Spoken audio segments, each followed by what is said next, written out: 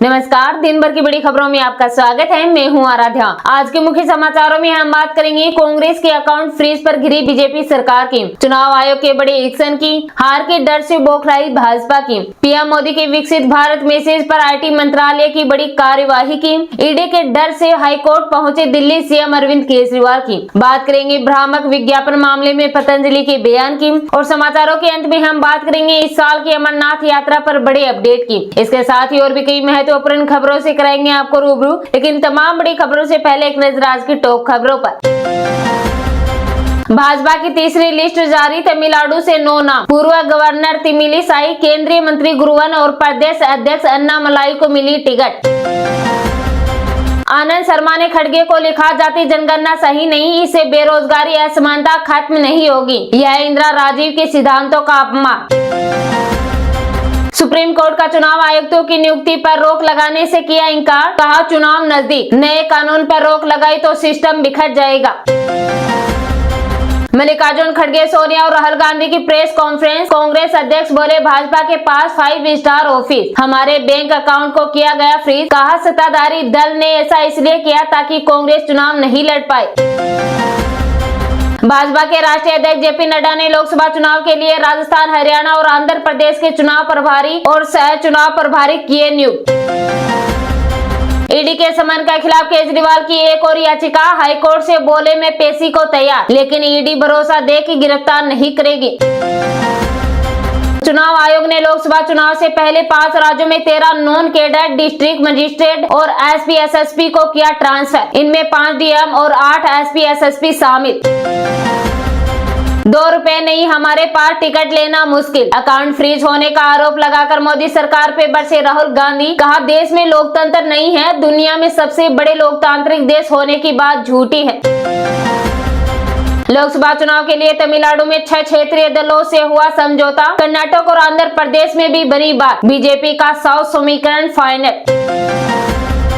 Supreme court में चुनावी free बीज के खिलाफ दायर याचिका पर सुनवाई, मांग लुभावने वादों पर प्रतिबंध लगे, इनमें संविधान का उल्लंघन होता है।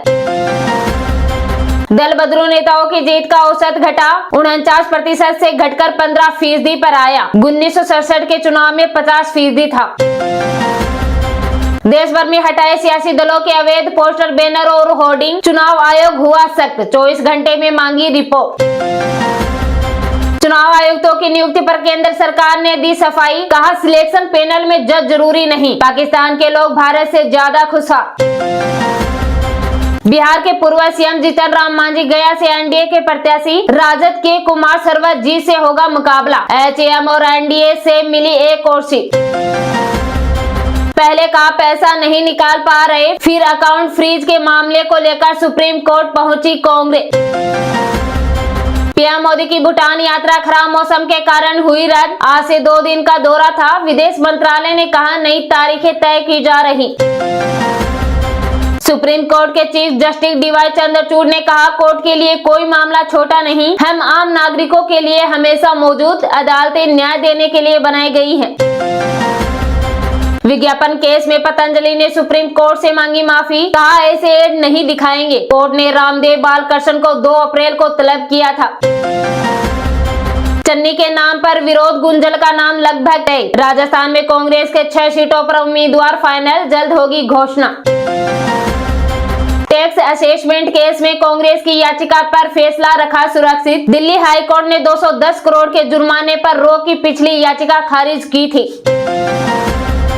फतेहपुर सीकरी लोकसभा चुनाव पर बसपा ने घोषित किया प्रत्याशी, मायावती ने ब्राह्मण चेहरे पर लगाया दांव। राजस्थान में बीजेपी नेता प्रहलाद गुंजर ने कांग्रेस की ज्वाइन, बोले पार्टी ने मेरी 40 साल की तपस्या की कदर नहीं की।